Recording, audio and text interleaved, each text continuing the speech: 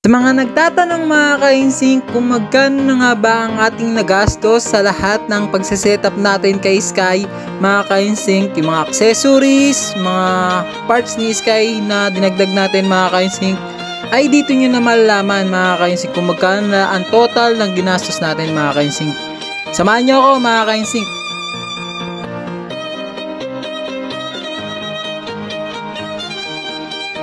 So ayun na nga mga ka-insync, no? Sisimulan na nga pala natin computein ang ating mga setup kay Sky mga ka-insync kung magkano na ba ang inabot nito mga ka-insync, no? Pauunahin na nga natin itong mugs niya mga ka-insync, no? Ang nagastos ko nga pala dito sa mugs na to mga ka-insync ay 12,000.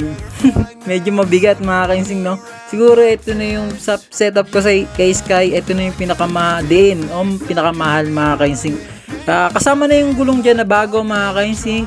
Syempre kung kukumputin natin isa-isa, ang mugs mga ka-insync na second hand is bili ko 4,000, tapos yung pagpapachrome is 6,000, tapos yung gulong 2K, dalawa na. So yun yung presyo nya, medyo mabigat sa bulsa.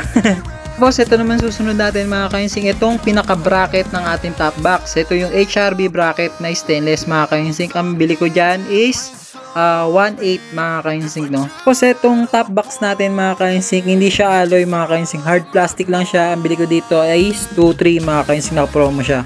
Kasama na yung bracket na plate. So dito naman tayo mga ka-insync ay itong upuan ko mga ka-insync, no? Budget meal lang to. Ang bili ko dito ay 200 plus. Sabihin na natin mga 230 mga ka-insync, no? Tapos ako na yung nagkabit niyan kaya free na yung labor.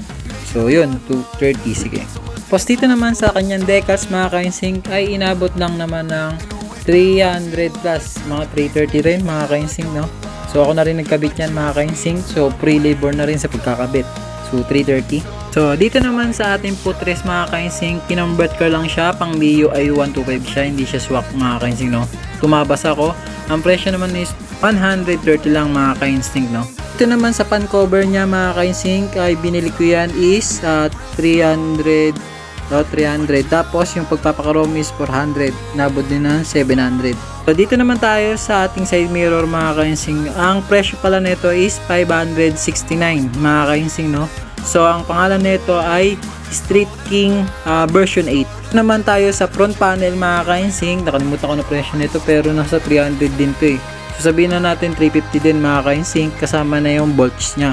Tayo sa ating crash guard mga ka-insync. Ito ay galing pa sa Nueva Vizcaya. Ang bili ko dito ay 3.4, kasama niya na yung shipping fee. So 3K yung crash guard talaga, natawaran ko ng 2.5, tapos yung shipping fee 900. Ito namang mini driving light mga ka-insync ay nabili ko to, ay naka-promo ito is 800 mga ka-insync. Tapos yung pagpapakabit sa wiring is 500, mga 1.3 din mga ka-insync, no? 450 pala mga ka-insync kasi hindi pa kasama yung domino switch mga ka-insync, 150 rin yan. So ito namang moto wall phone holder ko mga ka-insync, nabili ko to dati, mataas to, 600 pesos mga ka-insync, no? Dito naman sa heat guard carbon natin mga ka-insync, wala akong ginastos, pinakarbon lang ng kaibigan ng kuya ko. Ang legit carbon yan mga ka-insync, no? So presyo nun alam ko mahal talaga. Sa ating shock mga ka-insync, ang bili ko dito ay 700 lang. KYB shock mga ka-insync. So ayun lang ang ating mga gastos mga ka-insync sa ating pag-setup kay Sky mga ka-insync. Umabot lang naman siya ng tumataginting na 22,259 mga ka-insync, no? So hindi na masama mga ka-insync, pang budget meal lang tayo. So pinakamadiin lang na ginastos talaga natin yan yung mugs mga ka-insync, no? So ayun lang mga ka-insync, no? Dito na lang ang ating video mga ka-insync, no? Kung kaya ko, kaya nyo rin mga ka-insync, no? Walang imposible sa taong may pangarap. Bilang, bye bye, salamat!